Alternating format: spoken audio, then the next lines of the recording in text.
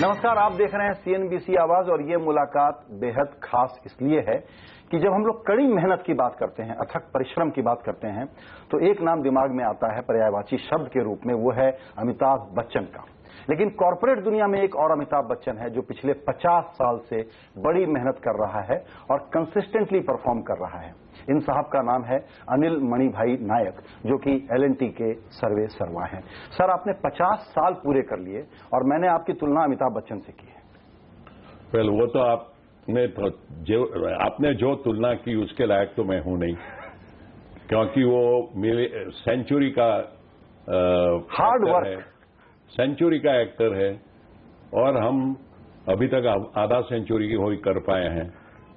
फिर भी मैं आपको बहुत थैंक्स देता हूं कि आपने मेरी कदर उनके साथ की। लेकिन ये 50 साल की आपकी जर्नी पर बहुत तरह की बातें हो रही है। L&T में वो क्या बात है कि हर दिन आपको इतना एक्साइटेड, एनर्जेटिक रखती है और आप अभी भी वैसे ही मेहनत कर रहे हैं? थोड़ा हमारी फैमिली के अंदर जाना इससे के लिए बहुत जरूरी है। मेरे जो दादाजी थे, ग्रैंडफादर, वो 130 साल पहले गोल्ड मेडलिस्ट थे। उसने आखिरी जिंदगी अपनी गरीबों को पढ़ाने के लिए कर दी। वो गुरुकुल स्कूल के प्रिंसिपल थे। मेरे पिताजी बंबई में थे, बहुत बढ़िया स्कूल के अंदर सीनियर टीचर थे, प्रिंसिपल होने वाले थे। फिर भी उसने तय किया कि उसको गांव में जाके गरीबों की सेवा करनी चाहिए, तो वो 1952 में शिफ्ट हो गए। इसी वजह से मुझे भी गांव जाना पड़ा और मैं भी 2500 की बस्ती के अंदर से गांव के खड़ा हुआ हूं। एक गुजराती स्कूल में पढ़ा हूं, कॉन्वेंट स्कूल का मेरा नसीब नहीं था। एंड गांव में पढ़ते पढ़ते जो एक पर्सनालिटी डेवलप होती है कॉन्वेंट का स्टूडेंट की, वैसी करने के लिए मुझे बहुत स्ट्रगल करना पड़ा बाद में। लेकिन मैं देखता हूं पीछे, तो मेरे ग्रैंडफादर और फादर ने इतना कंट्रीब्यूशन किया है सोसाइटी को। मुझे भी ऐसा हमेशा था कि मुझे भी कुछ ऐसी तक मिले, लेकिन मैं इंजीनियर बन गया। तो जब मेरे ड्रीम था एक लार्सन टुब्रो को ज्वाइन करने का जब स्टूडेंट था, और जूनियर इंजीनियर के रूप में आपने शुरू किया। वो तो बाद में किया, लेकिन मुझे इंटरव्यू नहीं मिला L&T में जब मैं ग्रेजुएट हुआ। क्योंकि मैं आनंद से ग्रेजुएट हुआ, क्योंकि मेरे पिताजी गुजरात में गए थे। उसने मुझे बोला कि आप वल्लभ विद्यानगर जाओ, तो मैं उधर चला गया। IIT का वो पहला बैच था, मुझे आराम से एडमिशन मुंबई में मिल सकता था अगर मेरे पिताजी गए नहीं होते तो। और लार्सन टुब्रो की जो पॉलिसी थी, उसमें वो खाली IIT कैंपस में जाते थे और उधर से इंटरव्यू करते थे। तो उसमें हमारा चांस लगा नहीं, क्योंकि मैं तो IIT वाला था नहीं। तो मैं एक छोटी कंपनी में काम चालू किया। लेकिन हमेशा मेरा मन में रहा कि कभी न कभी मुझे तक मिलेगी एक ऐसी कंपनी के अंदर काम करने की जिसके जरिए मैं देश की कुछ न कुछ सेवा कर सकूं। और वो लार्सन टुब्रो पर सिवाय कोई भी इससे अच्छी कंपनी हो नहीं सकती। बिल्कुल। तो मेरी जो एक नसीब था मेरा, वो मुझे L&T में लाया 18-20 महीना में वो कंपनी में काम करने के बाद। वो कहानी भी बहुत लंबी है जी। एक इंटरेस्टिंग बात यह है कि L&T ने 50 साल में, या कहिए इस देश ने जो 50 साल में जर्नी कवर की है, अब वो ये लगता है कि हम एक ऐसे प्लान पे बात कर रहे हैं, काम कर रहे हैं कि अगले 5 साल में बहुत बड़ा जंप हिंदुस्तान लगाएगा in terms of growth, development, progress, inclusion of everyone in the progress. तो आपके जो दूसरे गुजराती साहब आजकल दिल्ली में बैठे हैं, सरकार चला रहे हैं भारत के लिए उन्होंने जो अभी 8 महीने में जो कामकाज किया है, उसको देखते हुए क्या लग रहा है कि जिस रिकवरी को लेकर के हम लोग बड़े फिक्रमंद थे, वो रिकवरी का चक्र शुरू हो गया है इस देश में? आई थिंक रिकवरी का चक्र तो चालू हो गया है। पॉलिसी बराबर चल रही है, स्ट्रेटजी बराबर बनाई हुई है, सोच बराबर बनाई हुई है, फॉरेन पॉलिसी में बहुत प्रोग्रेस किया है।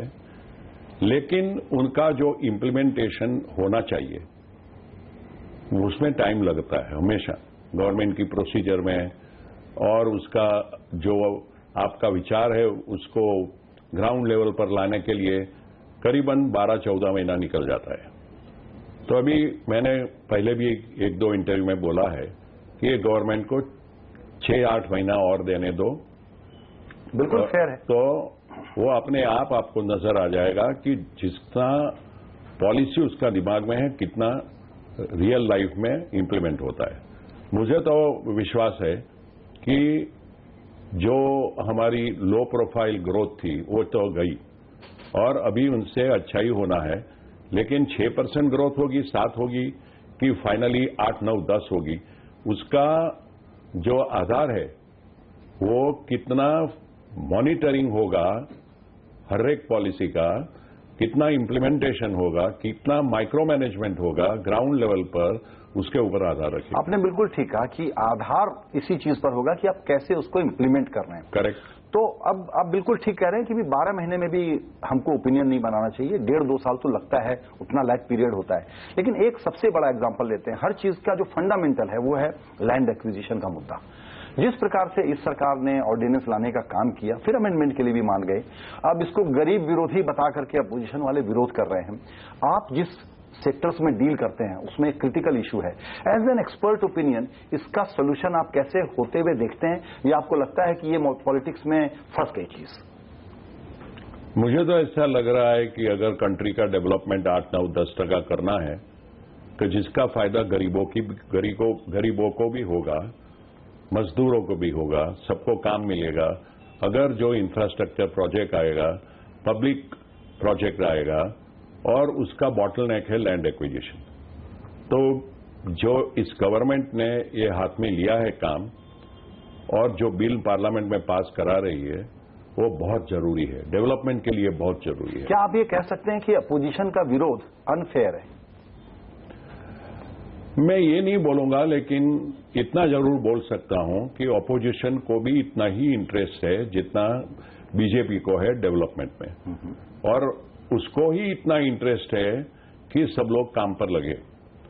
तो मुझे ऐसा लग रहा है कि ये अनफेयर तो नहीं बोल सकता हूं, लेकिन ये जरूर बोल सकता हूं कि इतना फेयर भी नहीं है। बिल्कुल। एक इसका आर्गुमेंट ये हो सकता है कि डेमोक्रेसी में लेजिटिमेट पॉलिटिक्स है कि आप सरकार के लिए थोड़ा सा मुश्किल पैदा करें, दबाव डालें वगैरह वगैरह। अब रियलिटी में क्या दिख रहा है? 3 महीने की डेडलाइन आप रखेंगे लैंड एक्विजिशन का काम हो जाने को देखने के लिए, बिल बन जाने के लिए, कानून बन जाने के लिए, या 6 महीने? 6 महीने क्या बहुत लेट नहीं हो जाएगा? देखो, सालों गुजर गए हैं, आपने 50 साल की बात की बिल्कुल। तो उसमें 6 महीना क्या फर्क पड़ता है? क्या फर्क पड़ेगा? ओके। और मुझे लग रहा है कि अगर कंबाइंड सेशन बुलाना पड़े और ये पास नहीं हुआ राज्यसभा में तो 6 महीना तक लग सकता है। तो वो प्राइवेट सेक्टर फॉरेन में से कोई भी डिफेंस इक्विपमेंट ला सकती थी, लाती थी, लेकिन हिंदुस्तान के प्राइवेट सेक्टर को अंदर नहीं आने देती। फॉरेन चलेगा, हिंदुस्तान का माल नहीं चलेगा प्राइवेट सेक्टर से। तो वो जो पॉलिसी बदल हो रही है, ये बहुत बढ़िया पॉलिसी।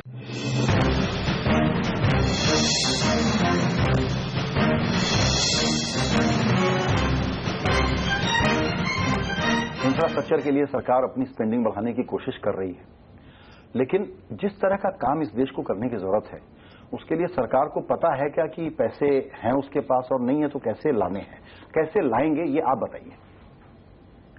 मेरे हिसाब से हिंदुस्तान का इंफ्रास्ट्रक्चर इतना वीक है कि हम 10-15 साल से बात कर रहे हैं कि हिंदुस्तान को $1 ट्रिलियन की जरूरत है। 5 साल के अंदर $200 बिलियन हर साल खर्चना पड़ेंगे तो सम मिनिमम इंफ्रास्ट्रक्चर होगा। मैं तो ये कहता हूं कि चाइना की कंपैरिजन में अगर हम देखें तो $5 ट्रिलियन की जरूरत है उसके लेवल पर आने के लिए। अभी वो तो हम नहीं सोच सकते हैं कि इतना जल्दी होगा, लेकिन 200 बिलियन पर ईयर जिसकी हम 10-15 साल से बात कर रहे हैं, वो भी अगर करना है तो आज के हिसाब से मुझे नहीं लगता कि गवर्नमेंट के पास इतना रिसोर्स है कि वो ये पूरा कर सकें। सो बहुत अलग अलग तरह से फंडिंग लाना पड़ेगा। प्राइवेट सेक्टर में इतनी ताकत नहीं है आजकल। लास्ट टाइम जो पीपीपी का एक हिसाब था किस तरह से इंप्लीमेंट किया जाए इंफ्रास्ट्रक्चर प्रोजेक्ट को, वो जिस तरह इंप्लीमेंट होना था हुआ नहीं, और बहुत इंडस्ट्रियलिस्ट ने थोड़ा ज्यादा रिस्क ले ली, और आज सब लोग बिजी है फाइनेंशियल रिस्ट्रक्चरिंग में, तो उनकी इतनी आज ताकत नहीं है कि वो और पैसा लगाएं उसमें। 4-5 इंडस्ट्रियल हाउसेज है, वो पार्टिसिपेट कर सकते हैं लिमिटेड वे में। तो जो गवर्नमेंट का पहले से हिसाब था कि 50% वो लोग प्राइवेट सेक्टर में से फंडिंग कर सकते हैं, वो मेरे हिसाब से 20% भी नहीं होगा। तो फिर फंडिंग आएगा किधर से? तो मैं सोच रहा हूं कि इंफ्रास्ट्रक्चर को इस तरह का दर्जा दिया जाए कि उसके ऊपर फिक्स रिटर्न देना चाहिए। जैसा हमने 12-15 साल पहले पावर इंडस्ट्री में किया था कि 16% रिटर्न फिक्स इक्विटी पर दिया गया था, और पावर की जो प्रोजेक्ट कॉस्ट थी वो 5 करोड़ पर मेगावाट पर की हुई थी। अगर कोई एक्सपेंसिव प्रोजेक्ट लगाए तो उस 5 करोड़ के ऊपर उसको रिटर्न नहीं मिलेगा। ऐसा ही अगर हम हर मेजर इंफ्रास्ट्रक्चर प्रोजेक्ट के लिए, जैसे हार्बर लिंक प्रोजेक्ट है, नया एयरपोर्ट है, या तो कोस्टल रोड है, या तो सुपर फास्ट ट्रेन है, या तो सबवे सिस्टम जो बंबई में लगाने की कोशिश कर रहे हैं वो है, ये सब 5 बिलियन, 6 बिलियन, 7 बिलियन का प्रोजेक्ट है एक एक। तो उसको अगर फंडिंग करना है तो लॉन्ग टर्म 20 साल 25 साल का पैसा चाहिए। या तो गवर्नमेंट टू गवर्नमेंट झटका जैसी एजेंसी ला सकती है, जैसा फ्रेट कॉरिडोर में किया वैसे, या तो सब पेंशन फंड अपना पैसा लगा सकते हैं अगर हम उसका जो इन्वेस्टमेंट है अपने हिसाब से, उनके हिसाब से देख के अट्रैक्टिव किए। तो अगर ये हुआ कि मान लो अब हम ब्रिज बना रहे हैं, हार्बर ब्रिज, तो आप 2 इंटरनेशनल फर्म को बुलाइए, कंसल्टेंट को, दोनों अपना हिसाब से एस्टीमेट देगा कि एक का एस्टीमेट शायद 15,000 करोड़ आया, दूसरा का शायद 16,000 आया। उनका एवरेज ले लीजिए और उसका लिमिट दे दीजिए कि ये प्रोजेक्ट का लिमिट के जिसके ऊपर आपको इक्विटी IRR मिलेगा वो 16,000 से 15,000 से आगे नहीं जाएगा। जी। अगर किसने 18,000 खर्च दिया तो बाकी का 3,000 पर उसको रिटर्न नहीं मिलेगा। अगर ऐसा किया जाए तो बेस्ट कंपनीज जो कॉस्ट ओवररन नहीं करेगी वो कॉन्ट्रैक्टर इन्वेस्टर्स विल लाएंगे, सो तुमको बेस्ट कंपनी मिल जाएगी, राइट? प्रोजेक्ट टाइम पर हो जाएगा, बजट में हो जाएगा, और उन लोगों को फिक्स रिटर्न मिल जाएगा। अगर आप रूपी एंड डॉलर की जो वॉलेटिलिटी है वो देखें तो भी उनका रिटर्न 6% होगा, 16 से बढ़कर डॉलर में 6%, 6, 7, 8% डिपेंडिंग ऑन द वॉलेटिलिटी में हैपन। नाउ वो लोग को बहुत अच्छा है रिटर्न, क्योंकि उधर तो 2-3% मिलता है। बिल्कुल। सो ऐसी कुछ पॉलिसी लाए तो बड़ा इन्वेस्टमेंट शायद आ सकता है। जी।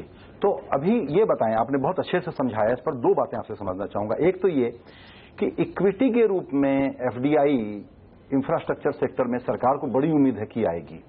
हम लोगों में से कई लोग ये राय रखते हैं कि इक्विटी के रूप में FDI के तौर पर इंफ्रास्ट्रक्चर के लिए उम्मीद रखना गलत है, नहीं आएगा। नहीं, FDI is only one issue, foreign direct investment, but वो अगर प्रोजेक्ट अट्रैक्टिव नहीं बनाया गया तो 100% ओनरशिप आपने दे दी है, फिर भी क्यों आएगा? अब इसके लिए अब इस 100% उसको डालना है। तो मैंने जैसा अभी आपको बताया उस तरह प्रोजेक्ट का अट्रैक्टिवनेस बढ़ाना पड़ेगा। करेक्ट। तो ही वो इक्विटी आएगी, नहीं तो नहीं आएगी। बिल्कुल। तो अब सरकार ने क्या कहा कि पिछला जो एक्सपीरियंस रहा PPP वगैरह का, उसको देखते हुए सरकार को भी रिस्क लेना पड़ेगा और अपनी इक्विटी लगानी पड़ेगी।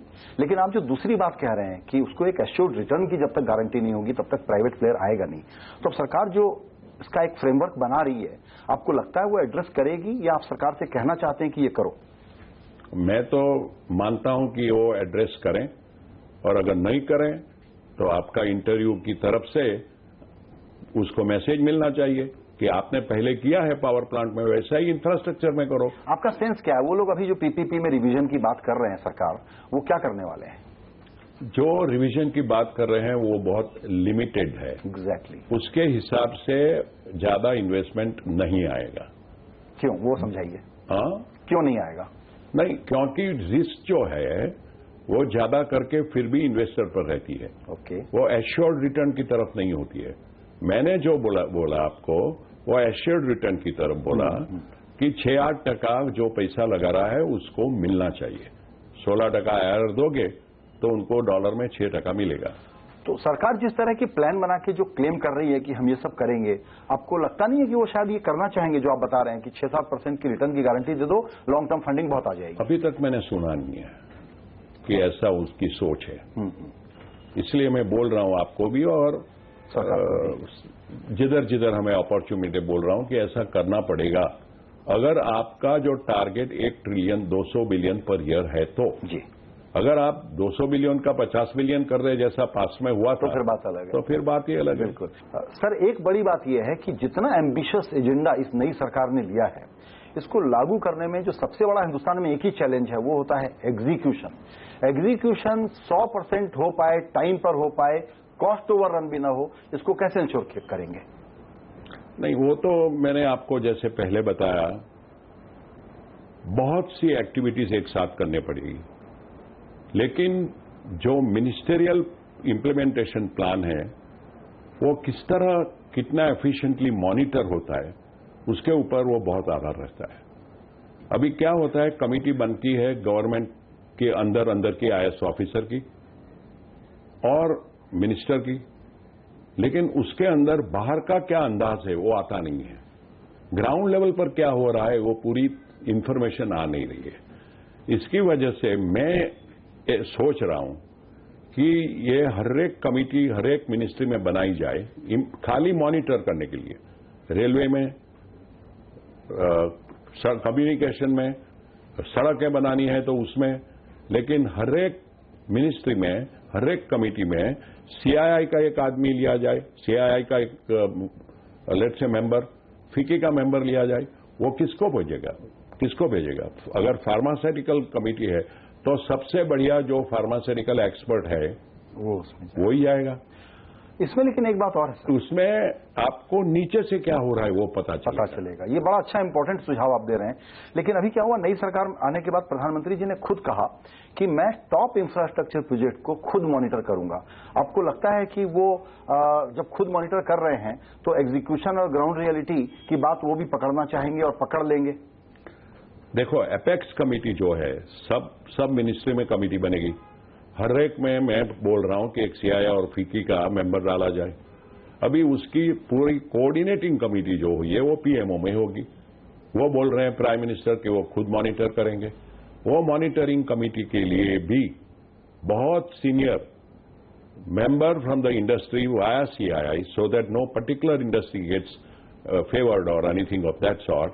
और फिकी वाली कमेटी, उधर भी वो एक मेंबर लगाया जाए, जो भी पूरा हर मिनिस्ट्री का कोऑर्डिनेशन कर सके अपने हिसाब से और करेक्ट फीडबैक प्राइम मिनिस्टर की ऑफिस की कमेटी को दे सके। बिल्कुल, ये बहुत इंपॉर्टेंट सुझाव है। सो मेरी तो ये सोच है कि इंप्लीमेंटेशन को अगर एकदम परफेक्ट करना है तो ग्राउंड लेवल का फीडबैक लेना बहुत जरूरी है। हिंदुस्तान के एंटरप्रेन्योर्स के लिए किस तरह की अपॉर्चुनिटीज है, थोड़ा अगर आप स्पेसिफिक बताएंगे तो लोगों का बड़ा फायदा होगा। नहीं, वैसे तो ऐसा है कि बहुत विचार ऐसा आते हैं कभी कभी गवर्नमेंट में कि स्मॉल सेक्टर के लिए ये किया जाए, ये रिजर्वेशन किया जाए। मैं तो ये बोलता हूं कि आप फ्रीडम दे दो सबको, और बड़ी इंडस्ट्री अगर बड़ा प्रोजेक्ट लेके आएगी तो खुद तो नहीं कर सकती, काम बांटेगी ही, सब कॉन्ट्रैक्टर को लाएगी, एंसिलरी को बढ़ाएगी भी। तो कोई भी सेक्टर में, या तो स्टील सेक्टर हो, या तो सीमेंट सेक्टर हो, या तो ऑटो सेक्टर हो, जिसमें कैसी एंसिलरी बनी है, कार जो बना रहे हैं वो सब पार्ट्स तो नहीं बना रहे हैं, राइट? जो वाल्व्स बना रहे हैं वो फाउंड्री खुद की नहीं लगा रहे हैं। इसीलिए आप एनकरेजमेंट ऐसा दो कि पेरेंट कंपनी जो है, पेरेंट इंडस्ट्री जो है, वो लोगों को ग्रूम करे, वो ग्रूम करो, वो बाकी सबको ग्रूम करेगा, तो अपने आप आखिर इकोनॉमी बढ़ती जाएगी। बिल्कुल। CNBC आवाज की जो चैनल है वो बहुत पॉपुलर है। एक बाजू CNBC और दूसरे बाजू बहुत सी चैनल। तो आपके चैनल पर आके मुझे ये बातचीत करने का मौका मिला, उसके लिए धन्यवाद।